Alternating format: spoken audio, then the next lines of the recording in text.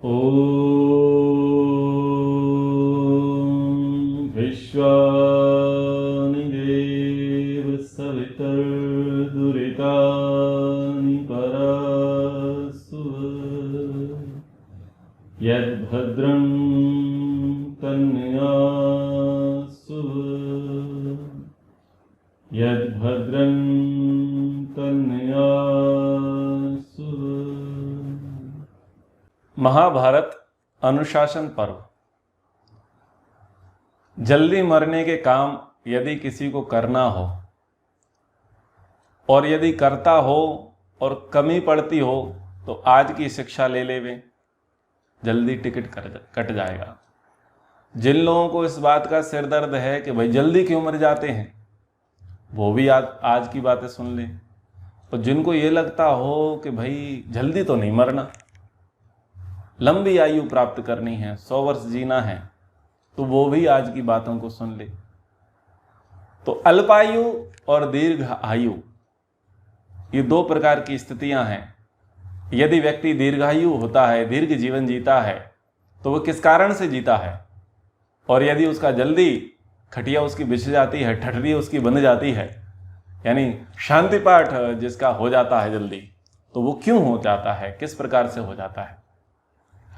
तो हमारा धर्मशास्त्र बहुत सारे ऐसे विधानों को बताता है कि क्या तो आपको जीवन में करना है और क्या आपको नहीं करना है, कैसा करने से क्या होगा और किस प्रकार का करने से कैसा होगा।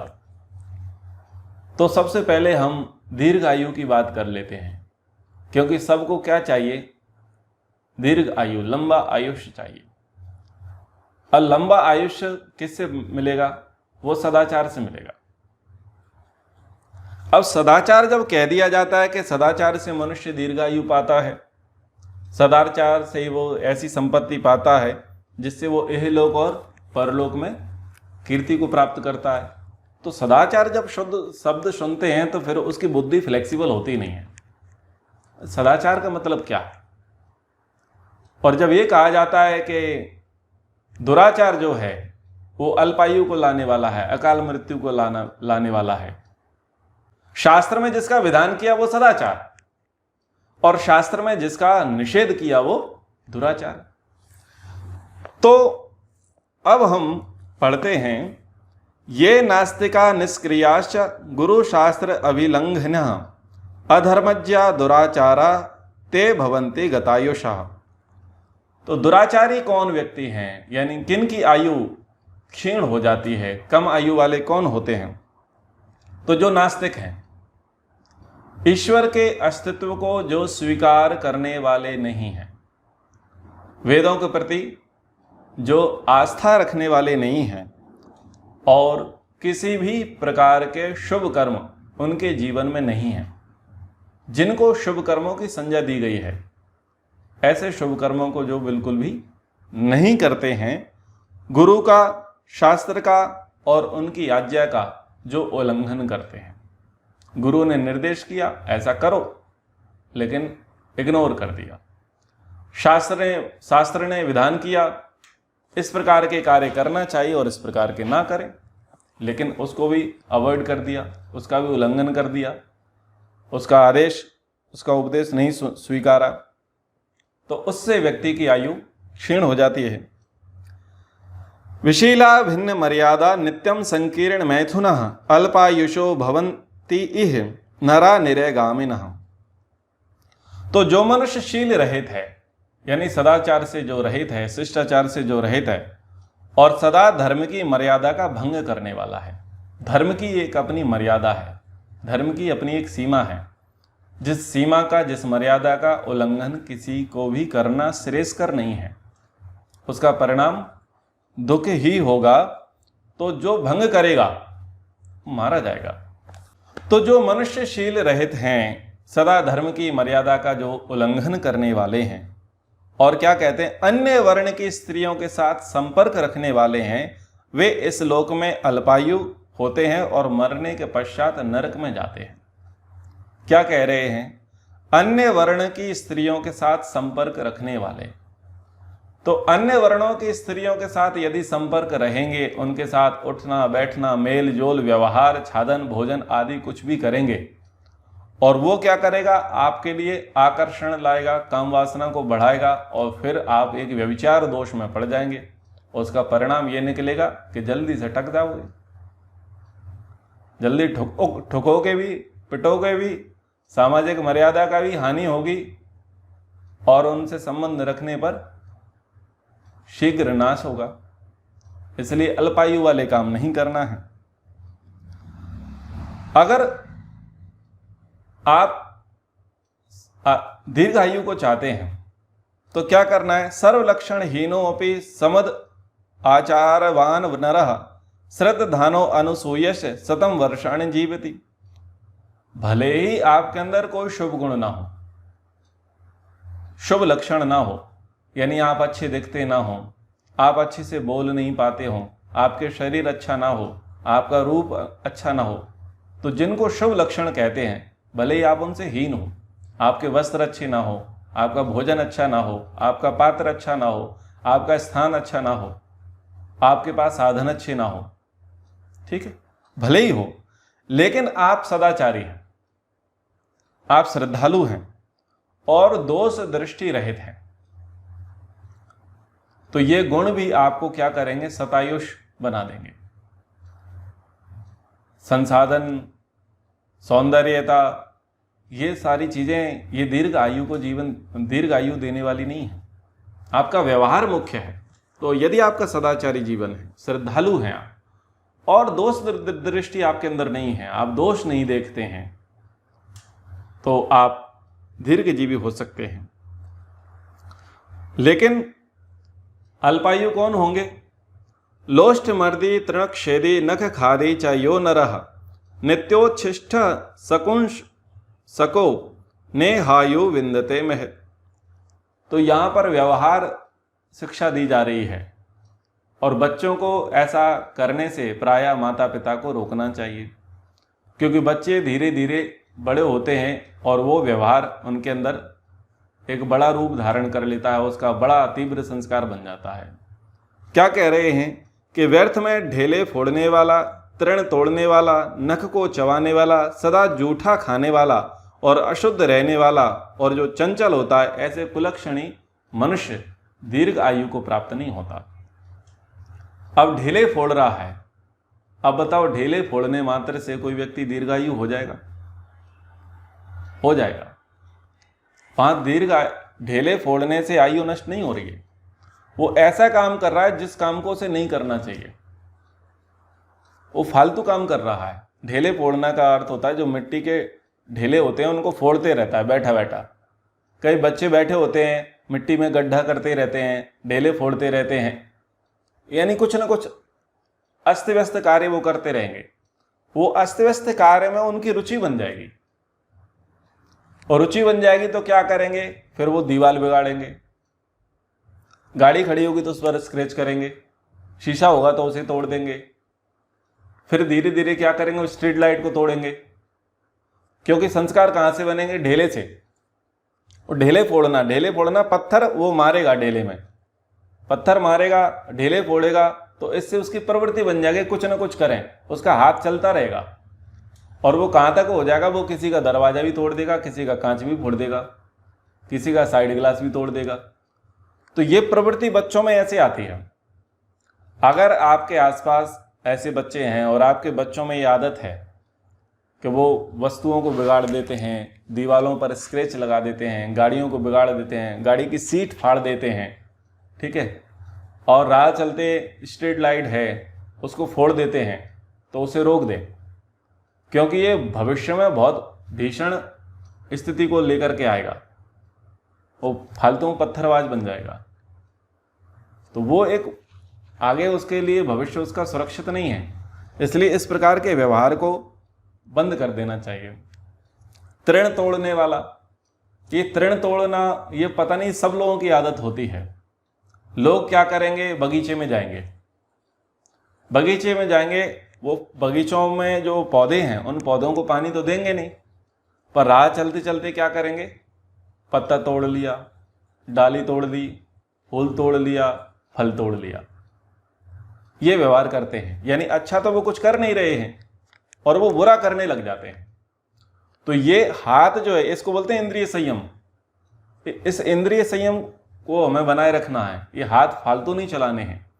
तो ये भी भविष्य में हमारे लिए नुकसान का कारण बन सकता है। कई ऐसे ही होते हैं जो हाथ चलाते हैं और कट जाते हैं, उनको लगा गुलाब का फूल तोड़ लें, फूल के चक्कर में कांटा लग जाता है। तो इन चीज़ों से बचने का प्रयास करना चाहिए।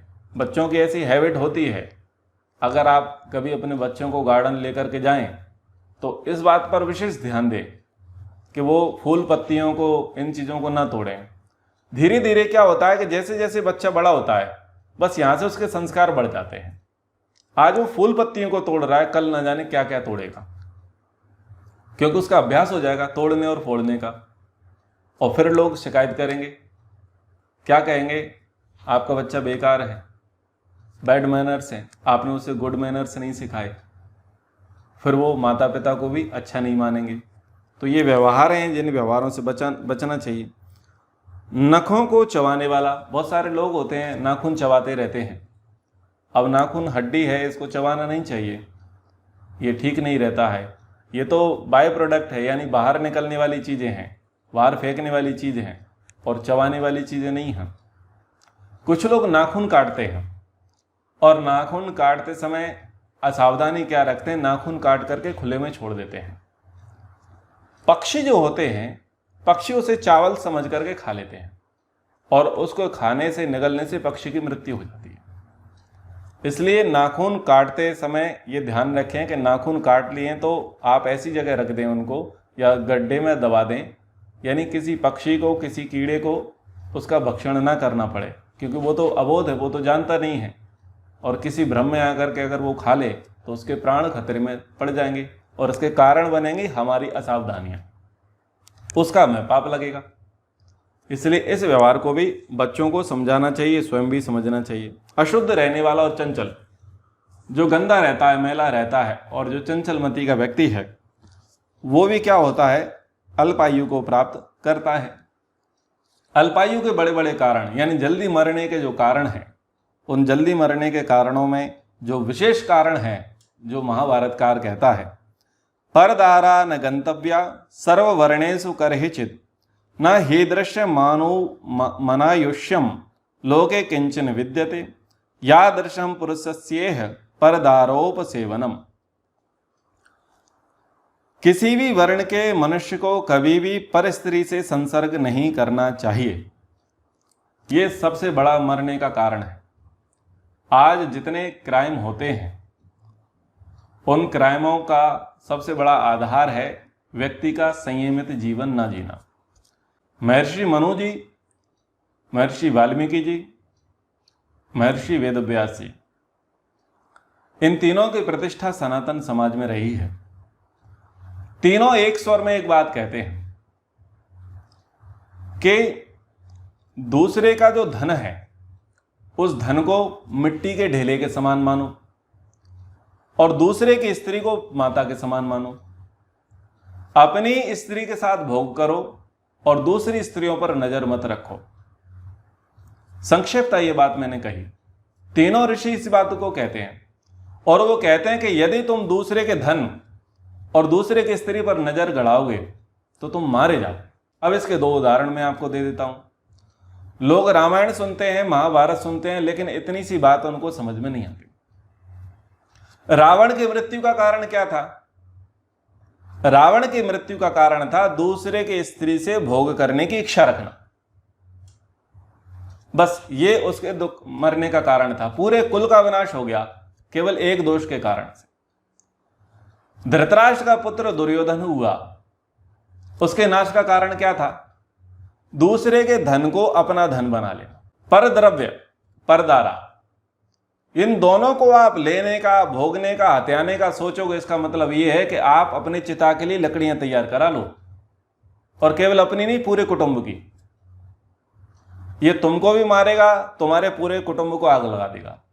इसलिए इस चीज से बचो। दुर्भाग्य है कि भारत देश में इतनी दो भयंकर वाली घटना घटी और जिन पर 2 महाकाव्य लिख दिए गए, एक महाभारत और एक रामायण।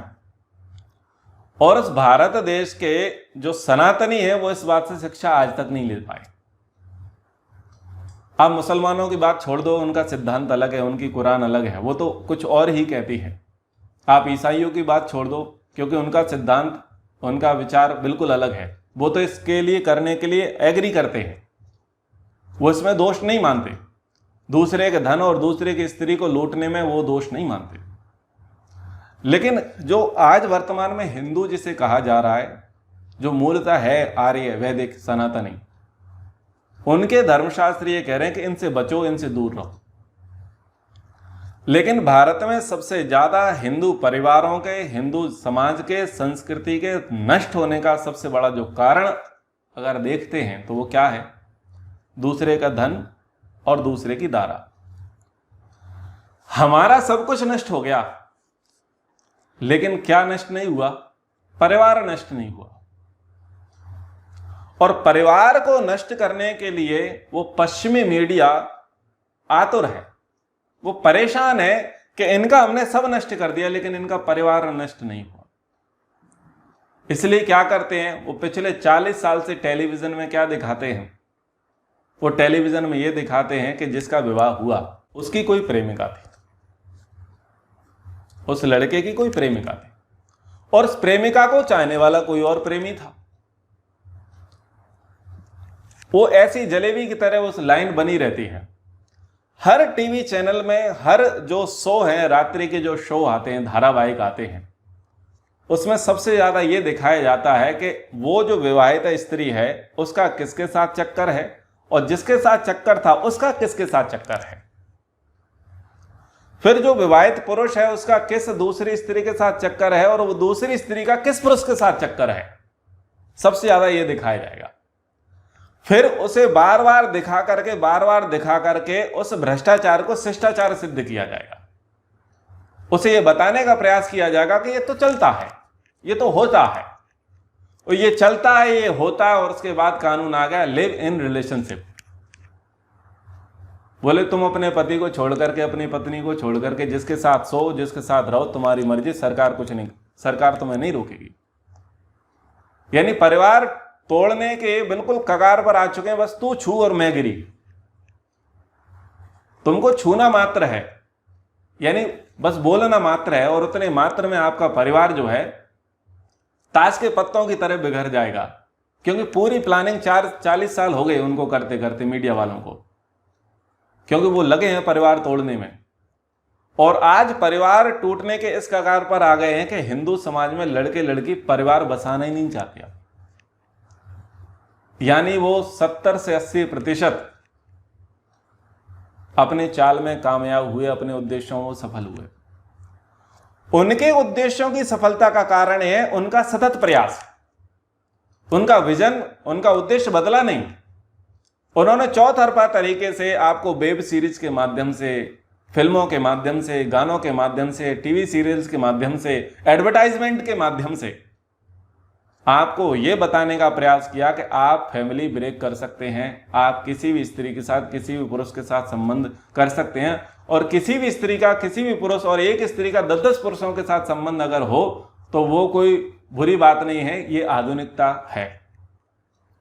और बड़े तरीके से उसको, जैसे कि उसको राष्ट्रपति पुरस्कार मिल गया हो, वो दिखाया जाता है कि अब मलाइका अरोड़ा और अर्जुन कपूर को डेट कर रही हैं, पहले ये फलाने खान की घरवाली थी। अब आमिर खान 2 को छोड़कर के तीसरे के साथ चल रहे हैं। अब फलाना फरदीन खान उसको छोड़कर के उसके साथ चल रहे हैं। वो अपने 10 साल से छोटे के साथ चल रही हैं, वो अपने 15 साल छोटे बड़े के साथ चल रही हैं। 30 साल का लड़का है और 62 साल का हीरो है, और 62 साल के ने उससे विवाह कर लिया। तो बड़े बड़े तरीके से बॉलीवुड में वो जो सेलिब्रिटीज हैं उनको मुख्य खबर बना करके ये चीजें प्रचारित करी जाती हैं। वो गलत नहीं है, सही है, लेकिन क्या प्रचारित किया जा रहा है कि आप कर सकते हैं। जब बड़े बड़े लोग जो स्टार हैं, जिनको स्टार कहा जाता है, और जो पैसे वाले हैं, प्रसिद्धि वाले हैं, वो ऐसे गड़बड़ काम कर सकते हैं, समर्थ को कहां दोष गुसाएं? बाबा तुलसीदास कहते हैं समर्थ को कहां दोष गुसाएं, जो समर्थ है उसको कोई दोष नहीं है, और गरीब की लुगाई सब गांव की भौजाई। अगर गरीब है तो तुम पतित हो, तुम पातक हो, तुम अछूत हो, तुम शूद्र हो और तुमने ये बहुत बुरा काम किया है। लेकिन अमीर हो तो तुमने सब किया है। तो ये हमारे भारत में आप विचार करके देखो कि सबसे ज्यादा इस चीज को प्रमोट किया जाता है, बताया जाता है। और मैं आप सबसे कहना चाहूंगा, आप देखना झांक करके, हर दूसरे घर की ये कहानी मिलेगी। अब आपको हर दूसरे घर की ये कहानी मिलेगी। और आप ये सोचो कि ये केवल नव युवकों में मिलेगा, नव युवतियों में मिलेगा, नहीं। ये 50-50 वर्ष के जो प्रौढ़ हैं, और आज का 50 वर्ष का व्यक्ति का मतलब होता है जिसके कब्र में पैर लटके होते हैं, वो भी इन चीजों में लिप्त पाया जाएगा। हर दूसरे तीसरे घर में अगर आप झांक करके देखोगे तो ये केस आपको मिलेगा ही। श्रेय किसको जाता है? पश्चिमी मीडिया को, क्योंकि वो निरंतरता पर इसके साथ काम कर रही है। लेकिन दुर्भाग्य सनातन समाज का, दुर्भाग्य उन लोगों का जो राम को मानने वाले हैं, दुर्भाग्य उन लोगों का जो कृष्ण को मानने वाले हैं, दुर्भाग्य उन लोगों को जो मनु की संतान कहे जाते हैं, जिन्होंने इतने बड़ा जो कांड हुआ कि लाखों लोग मरे, लाखों, थोड़ी बहुत नहीं मरे, लाखों लोग मरे, पूरी टेरी की टेरिटरी और जो है ध्वस्त हो गई। सोचो, पूरा लंका में आग लग गई, नष्ट भ्रष्ट हो गया, पूरा हस्तिनापुर छिन्न भिन्न हो गया, पूरा यदुवंश, कौरववंश, पांडववंश सब का नाश हो गया, केवल 2 कारणों से, परदारा, परद्रव्य, दूसरे के धन पर नजर गड़ाना और दूसरे की स्त्री पर नजर गड़ाना। इसके कारण से इतना बड़े कांड हो चुके, फिर भी हमारे यहां के लोग नहीं सुधरते। हमारे यहां राम कथा करने वाले आएंगे, लेकिन वो इतनी सार की बात नहीं बता पाते कि यदि तुम दूसरे की पत्नी को मां के समान समझते हो, दूसरे की पत्नी को बहन के समान समझते हो, दूसरे की बेटी को अपनी बेटी के समान समझते हो, तो तुम राम के भक्त हो। और यदि तुम दूसरे की पुत्री, दूसरे की बहन, दूसरे की पत्नी को अपना हवस का आप शिकार मानते हो, आंखों से ही उसका आप बलात्कार करते हो, तो आप रावण से भी अधम के वंशज हो। यदि आप अपने स्वयं के पुरुषार्थ से, स्वयं के ब्रह्मचर्य से अपना आप बढ़ाना चाहते हो, तो आप अर्जुन के, युधिष्ठिर के और कृष्ण के वंशज हो। और यदि आप हराम का खाना चाहते हो और पड़ोसी की जमीन दबाना चाहते हो और भाई पर अत्याचार करके उसका लूटना चाहते हो, तो दुर्योधन, दुशासन और शकुनी के वंशज हो। इतनी सी बात इनको बता देनी चाहिए। और उनको यह भी कह देना चाहिए कि दक्षिणा वो ही दे कि जो राम का वंशज हो, दक्षिणा वो ही दे, दान पेटी में वही दान डाले जो कृष्ण का, अर्जुन का और युधिष्ठिर का वंशज हो। ऐसा बोलना चाहिए, मैं उसी की दक्षिणा लूंगा। तब व्यक्ति में परिवर्तन आएगा, तब व्यक्ति के अंदर चेतना आएगी। लेकिन दुर्भाग्य, इतना अद्भुत संदेश हमारे देश में प्राचीन मनीषियों ने दिया, और कोई काल्पनिक नहीं, इतिहास में घटना घटी है, लेकिन फिर भी शिक्षा नहीं ले रहे। तो सनातन धर्म शिक्षा ये कहती है कि सनातन को समझो, जानो। अगर जल्दी निपटना है तो ऐसे काम करो, अगर कुल का नाश कराना है तो ऐसे काम करो, और यदि नहीं निपटना है, नहीं मरना है, नहीं कुल का नाश कराना है, तो सीधी लाइन पर चलो। महाजनो येन गता सा पंथा। महाजन, जो हमारे महापुरुष हैं, उन्होंने जिस मार्ग का अनुसरण किया था, जिस मार्ग पर वो चले थे, तो हमें उनको फॉलो करना चाहिए। तो कह रहे हैं किसी भी वर्ण के मनुष्य को कभी भी पर स्त्री से संसर्ग नहीं करना चाहिए।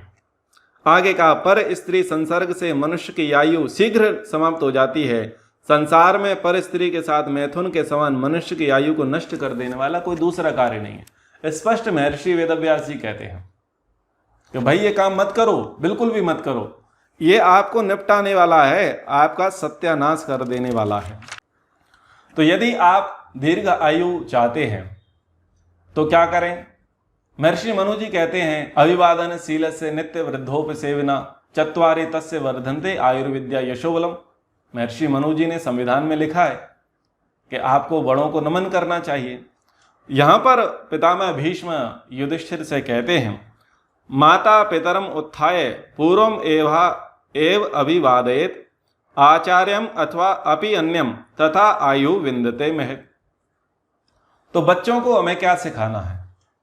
बच्चों को यह सिखाना है कि प्रतिदिन प्रातः काल सोकर उठने के पश्चात माता पिता को चरण स्पर्श पूर्वक प्रणाम करें। Good morning dad, good morning mom, good morning bro. पता नहीं कहां से काले अंग्रेज आ गए हैं मन के, पढ़े लिखे गंवार, ये पढ़े लिखे गंवार लोगों के काम है। तो करना क्या है, प्रतिदिन बच्चों को बोलना है कि अपने से बड़ों को प्रणाम करना है। कैसे करना है? चरण स्पर्श करके। अब चरण स्पर्श करके प्रणाम करेंगे तो बताओ रीढ़ की हड्डी ठीक होगी या नहीं होगी? ठीक होगी।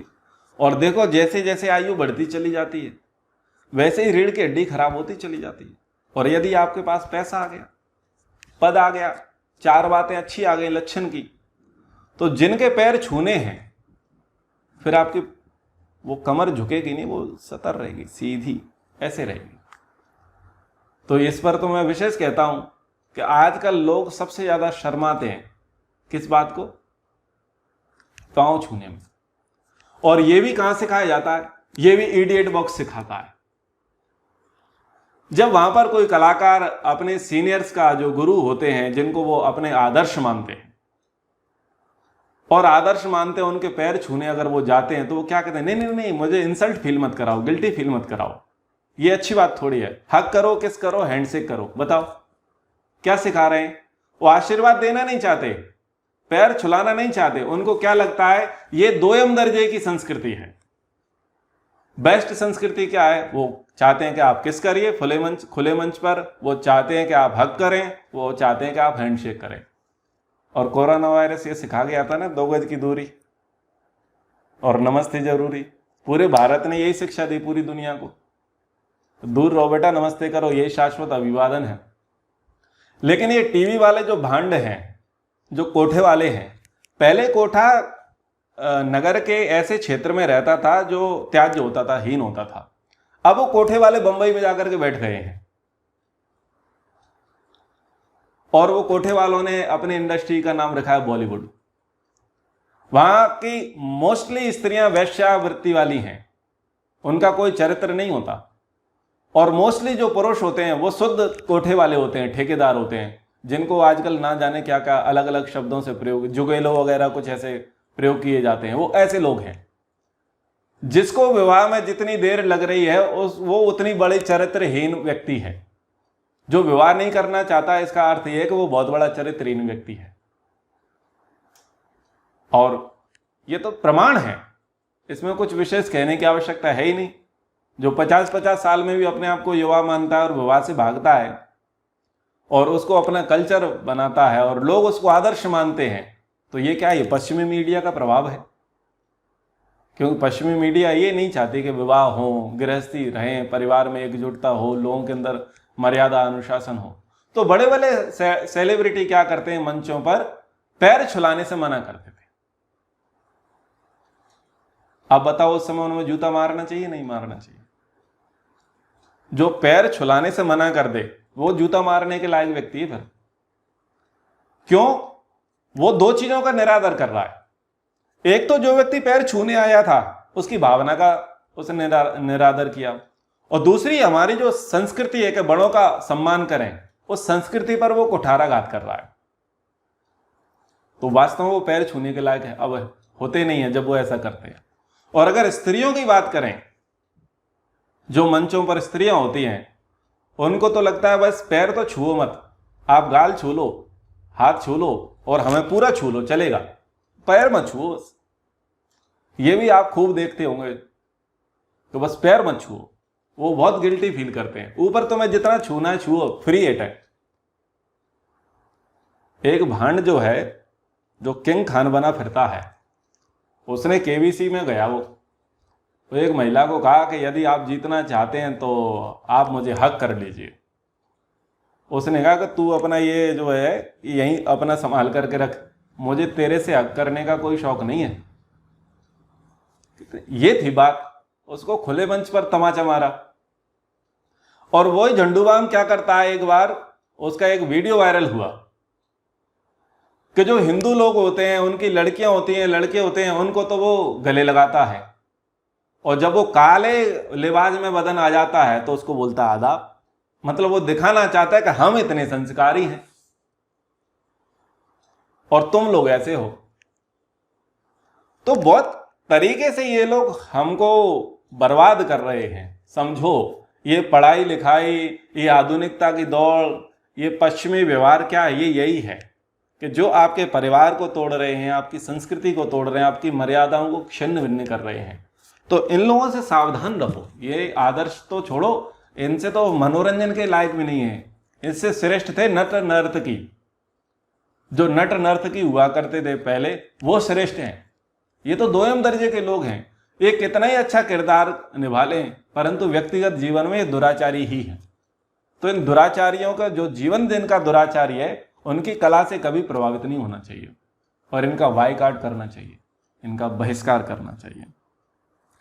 तो कहते हैं कि प्रतिदिन प्रातःकाल सोकर उठने के पश्चात माता पिता को चरण स्पर्श पूर्वक प्रणाम करें, फिर आचार्य तथा अन्य गुरुजनों का अभिवादन करें। ऐसा करने से मनुष्य को दीर्घ आयु की प्राप्ति होती है। अब होगा कैसे? घर में 3 पीढ़ी होनी चाहिए, तब तो व्यक्ति पैर छूना सीखेगा। अब माता पिता अपने माता पिता के पैर छुए और बच्चों को साथ लेकर के जाएं। बच्चों को साथ लेकर के जाएं माता पिता के कमरे में, वो पैर छुए। वो बच्चों से बोले कि चलो बेटा दादा दादी के, नाना नानी के पैर छुओ। अब दादा दादी आशीर्वाद देंगे, वो तुरंत क्या बोलेंगे? तुमने अपने मम्मी पापा के पैर छुए? वो कहेंगे नहीं छुए। तो बोले छुओ। आपको ये कहने की जरूरत नहीं पड़ेगी कि बेटा तुम हमारे पैर छुओ। ये कहना अच्छी बात नहीं है, थोड़ा व्यवहार में ठीक नहीं लगता। हम दूसरों के छू करके दिखाएं। हम दूसरों को छुएंगे तो क्या होगा? वो हमारा छूना सीख जाएंगे। अब हम तो कभी छुए नहीं अपने माता पिता के पैर, और बच्चों को बोलेंगे पैर छुओ, तो बताओ वो छू सकते हैं? संभव ही नहीं है। इसलिए पहले खुद करना पड़ेगा। खुद करेंगे तो बच्चे सीखेंगे, खुद नहीं करेंगे तो बच्चे नहीं सीखेंगे। प्रत्य आदित्यम प्रत्य अनलम प्रतिगाम चा प्रति द्विजान ये महंती चापंथानम ते भवंती गतायुषः। तो ये व्यवहार बता रहे हैं। आदित्य हैं यानी सूर्य है, अग्नि है, गौ और ब्राह्मण है। इनकी ओर मुख करके मूत्र त्यागते हैं, और जो मार्ग में मूत्र करते हैं वे सब गतायु हो जाते हैं। यानी ये एक व्यवहार बता रहे हैं कि सूर्य की ओर, अग्नि की ओर, गौ की ओर, ब्राह्मण की ओर और मार्ग में मुख करके क्या नहीं करना है? मूत्र त्याग नहीं करना है। तो ये व्यवहार बताता है कि आपको शिष्टाचारी रहना चाहिए। आप भद्र बने, आप अभद्र ना बने। अल्पायु और दीर्घायु के संबंध में अन्य श्लोक आते हैं जो गृहस्थियों के लिए व्यवहार हैं। ना देवा मैथुनम गच्छेत न कन्याम न च बंधकीम न च स्नाताम स्त्रियम गच्छेत तथा आयु विंदते महत। तो यहाँ पर मैथुन के संबंध में कहा है। महर्षि मनु जी ने मनुस्मृति में कहा कि गृहस्थ किस प्रकार से ब्रह्मचारी रह सकता है। उस ब्रह्मचर्य प्रसंग को ही यहाँ पर उन्होंने बताया है, क्योंकि चीज़ों को जितना स्पष्ट करेंगे उतना बेहतर तरीके से लोगों को समझ में आता है, और जितनी चीज़ें गुप्त रहती हैं उतना व्यक्ति भूल जाता है। हमारे बहुत सारे जो नीति उपदेश हैं शास्त्रों में, वो बहुत सारे तो स्पष्ट हैं, लेकिन स्पष्ट होने के बाद भी लोगों के अंदर धूमिल है। तो यदि वो परंपरा में चले, माता पिता से परंपरा में चीज़ें चलती जाएं, परिवार की परंपरा से वो चीज़ें चलती आएँ, तो लोगों को बातें समझ में आएंगी, पता चलेंगी क्या करना चाहिए और क्या नहीं करना चाहिए। क्योंकि बड़े बुजुर्ग ही सिखाते हैं क्या धर्म है और क्या अधर्म है। तो यहाँ पर कह रहे हैं कि समागम जो है मैथुन, वो दिन में कभी नहीं करना चाहिए, और अपनी पत्नी भी जब ऋतु स्नाता ना हो तब उसके साथ भी समागम ना करें। ऐसा करने से मनुष्य को दीर्घायु की प्राप्ति होती है। तो ऋतु स्नाता होने के पश्चात समागम का यानी मैथुन का विधान है, और दिन के लिए निषेध किया गया है। महर्षि मनु जी भी इसको कहते हैं। इससे आयु क्षीण होती है।